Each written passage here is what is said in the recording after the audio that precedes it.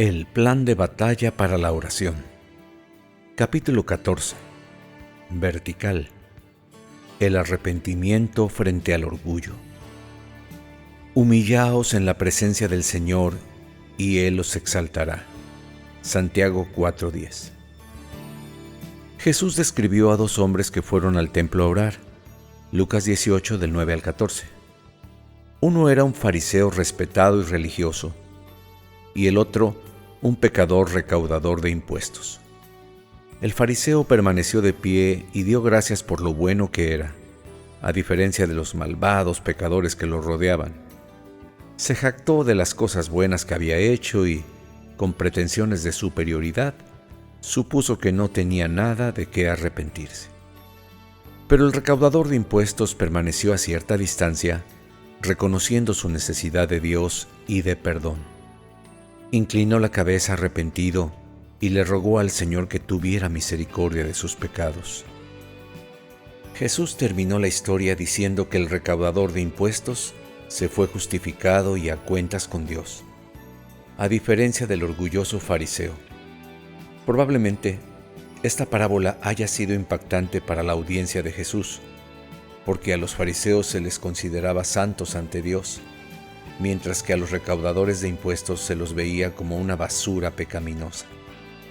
Jesús llegó a la siguiente conclusión: todo el que se ensalza será humillado, pero el que se humilla será ensalzado. Versículo 14. ¿Qué actitud describe mejor tu manera de acercarte a Dios en oración? ¿La humildad o el orgullo? En humildad vemos más claramente nuestra necesidad de Dios, de su guía, su gracia y su perdón. Y en humildad admitimos con sinceridad nuestro pecado, clamamos a Él y nos alejamos arrepentidos de toda cosa que le desagrade. Sin embargo, el orgullo resiste esta actitud como algo que nos deja vulnerables, una señal de debilidad. El orgullo adopta la autosuficiencia y se jacta de superioridad moral. Afirma: soy una buena persona, no he hecho nada malo, no necesito arrepentirme de nada. Además, el orgullo proclama: esta es mi vida, yo tengo el control, debería tener lo que quiero y recibir el mérito de lo que hago. Respecto a nuestra relación con los demás, el orgullo susurra: yo soy más sabio que los demás, soy más importante que los otros y merezco lo mejor. En resumen, mío es el reino, mío es el poder y mía es la gloria. El engaño detrás del orgullo es que nos hace creer que somos mucho más importantes de lo que somos en realidad. Gálatas 6:3 dice: porque si alguno se cree que es algo, no siendo nada, se engaña a sí mismo. Nos metemos en problemas cada vez que olvidamos que nuestra vida es un regalo de Dios y que no merecemos la misericordia, la gracia y las bendiciones que nos ha dado. Incluso nuestros logros son el resultado de habilidades que el Señor nos dio. Por eso, el orgullo es uno de los peores de todos los pecados. Proverbios 6, 16 y 17 dice: 6 cosas hay que el Señor odia, y 7 son abominación para Él: ojos soberbios, lengua mentirosa, manos que derraman sangre inocente, y la lista sigue. El orgullo lleva a muchísimos pecados más. Proverbios 11:2 advierte: cuando viene la soberbia, viene también la deshonra, pero con los humildes está la sabiduría. La ironía es que las personas orgullosas se creen sabias. Buscan obtener honor pensando que se lo merecen. No obstante, lo opuesto es verdad. Una actitud orgullosa nos lastima y nos descalifica, mientras que una actitud humilde es lo que Dios bendice y donde puede obrar. Proverbios 29:23 concluye: el orgullo del hombre lo humillará, pero el de espíritu humilde obtendrá honores.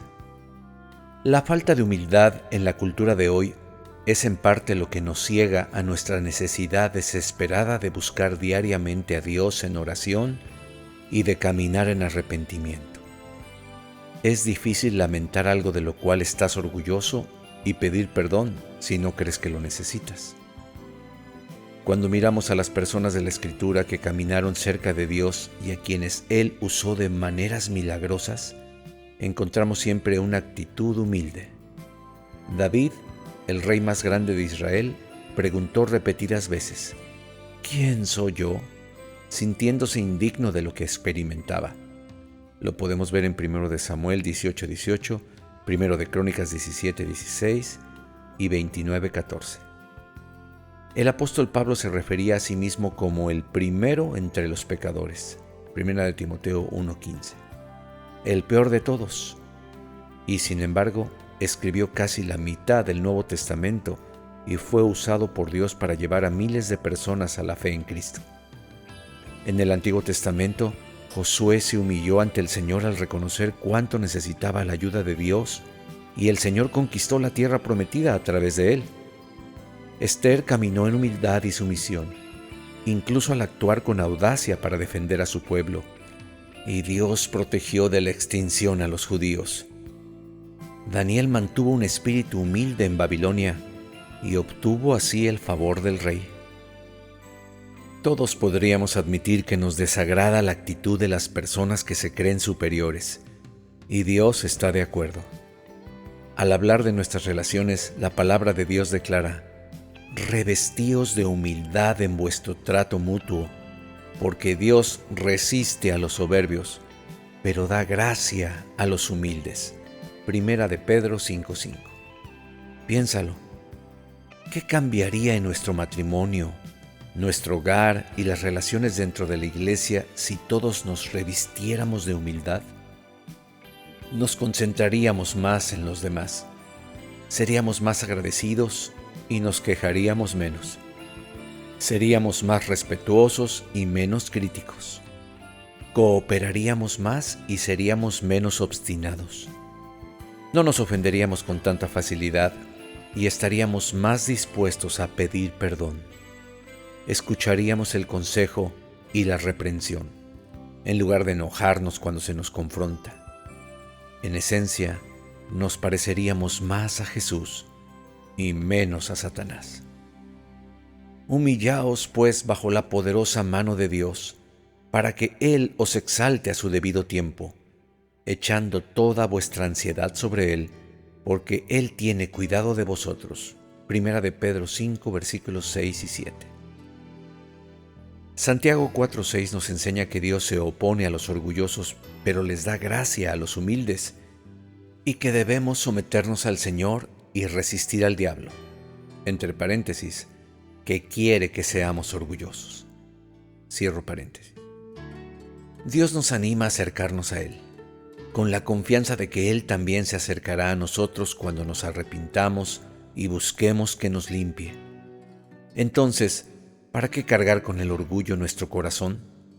Si los demás detestan nuestra actitud y Dios la llama pecado, ¿qué ganamos con ser orgullosos? Nada bueno. Todo lo que solemos perseguir en la vida, las riquezas, el éxito, los aplausos y los premios, pueden llevar a un mayor orgullo. La Escritura nos advierte: no se gloríe el sabio de su sabiduría, ni se gloríe el poderoso de su poder, ni el rico se gloríe de su riqueza, mas el que se gloríe, gloríese de esto, de que me entiende y me conoce. Pues yo soy el Señor que hago misericordia, derecho y justicia en la tierra, porque en estas cosas me complazco, declara el Señor, en Jeremías 9, versículos 23 y 24. Deberíamos redirigir al servicio del Señor todo lo bueno que hacemos o tenemos, con gratitud a Dios, y no dejar que lo que hacemos o tenemos alimente una actitud jactanciosa u orgullosa.